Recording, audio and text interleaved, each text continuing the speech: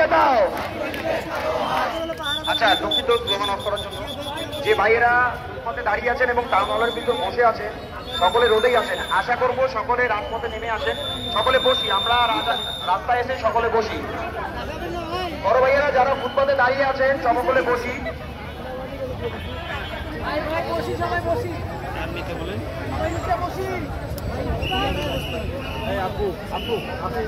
ভাই যারা ফুটপাতে দাঁড়িয়ে আছি তারা বসে পড়ি, রাস্তায় বসে পড়ি। ফুটপাতটা ক্লিয়ার দেই, মানুষ হাঁটতে পারছে না। বড় ভাইয়েরা আমরা ফুটপাতটা ক্লিয়ার রাখবো।